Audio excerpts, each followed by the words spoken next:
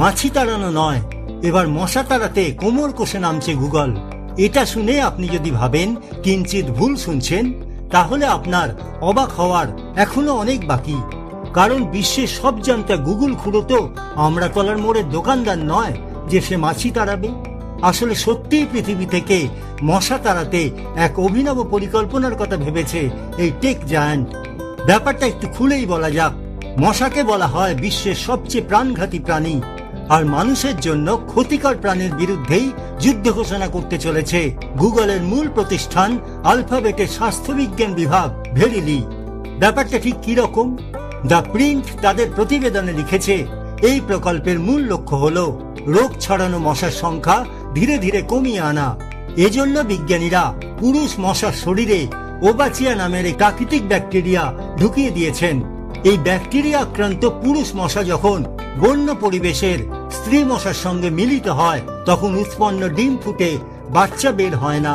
ফলে পরবর্তী প্রজন্মের মশার সংখ্যা উল্লেখযোগ্যভাবে কমে যায়।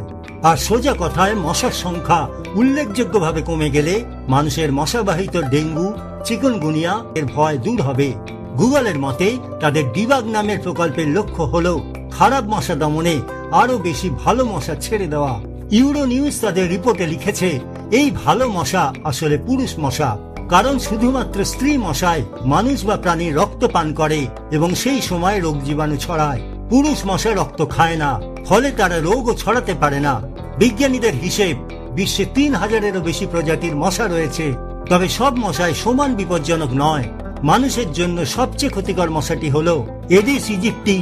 ডিবাগ প্রকল্পে মার্কিন যুক্তরাষ্ট্রের ক্যালিফোর্নিয়া ও ফ্লোরিডায় মোট 6,40,00,000 বিশেষ মশা ছাড়ার অনুমতি চেয়েছে গুগল।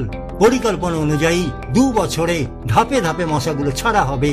এই প্রকল্প কার্যকর করার আগে অনুমোদন লাগবে United states environmental protection agency.